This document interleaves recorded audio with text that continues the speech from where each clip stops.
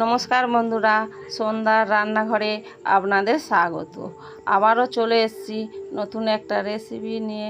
আজকে রেসিপি রুই মাছের তেল পটকা।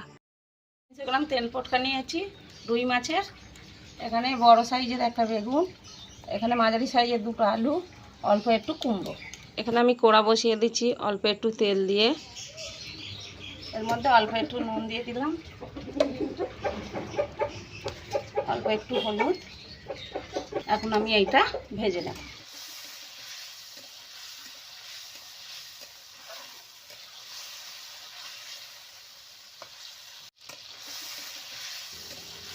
তেল পটকাটা হালকা করে লাল লাল করে ভেজে নেব।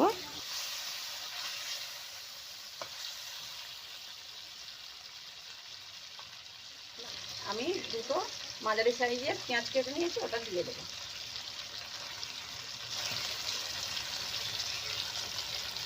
চারটে কাঁচা লঙ্কা ছিঁড়ে দিলাম। এখানে আমি পেঁয়াজ কাঁচা লঙ্কা লাল লাল করে ভেজে নেব।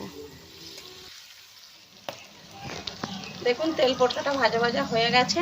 এর মধ্যে আমি 1 চামচ আদা রসুন বাটা দিলাম, দিয়ে আবারও নাড়াচাড়া করে একটু ভেজে নেব যাতে আদা রসুনের গন্ধ না থাকে।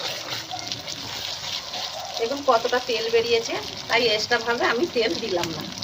আপনারা চাইলে তেল পটকাটা ভেজে ঢেলে নিতে পারেন, তারপর পেঁয়াজ টিয়াজ ভেজে নিতে পারেন। আমি ঢাললাম না, একসাথে ভেজে নিচ্ছি।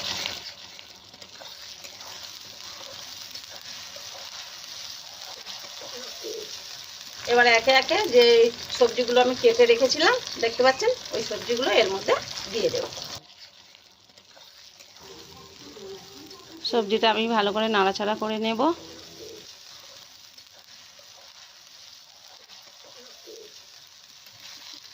সবজিটা আমি ভালো করে নাড়াচাড়া করে মিশিয়ে নিচ্ছি।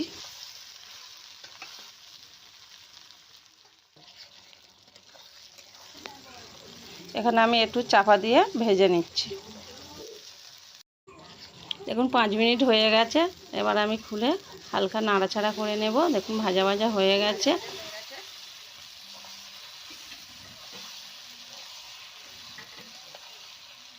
এবার আমি একটা টমেটো কেটে রেখেছিলাম, ওটা দিয়ে দেব। 1/2 চামচ নুন, 1/2 চামচ হলুদ, 1 চামচ লঙ্কা গুঁড়ো দিয়ে এটা ভালো করে মিশিয়ে নিতে হবে নাড়াচাড়া করে, যাতে মশলার গন্ধ না থাকে।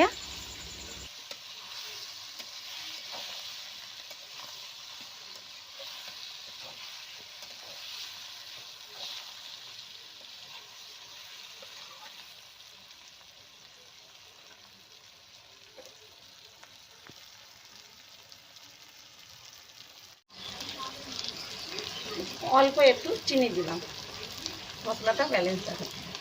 ছোটো বাটিতে জল নিলাম, অল্প একটু জল দিয়ে এটা ভালো করে নাড়াচাড়া করে নেব। জল দিয়েছি তাই জন্য ভালো করে নাড়াচাড়া করে নেব, নিয়ে 10 মিনিট ঢাকা দিয়ে রাখবো। এটা আমি চাপা দিয়ে দিলাম 5 থেকে 7 মিনিট। 10 মিনিট হয়ে গেছে।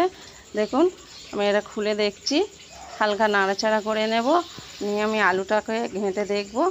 দেখুন আলু সিদ্ধ হয়ে গেছে। আমি নাড়াচাড়া করে এটাকে নামিয়ে নেব। আমার রেসিপি তৈরি। দেখুন বন্ধুরা, আমাদের রেসিপি তৈরি। এবার আমরা খাবো। আপনারা অবশ্যই বাড়িতে একবার ট্রাই করবেন। আপনাদের যদি ভালো লেগে থাকেন কমেন্টে জানাবেন, লাইক করবে, শেয়ার করবেন।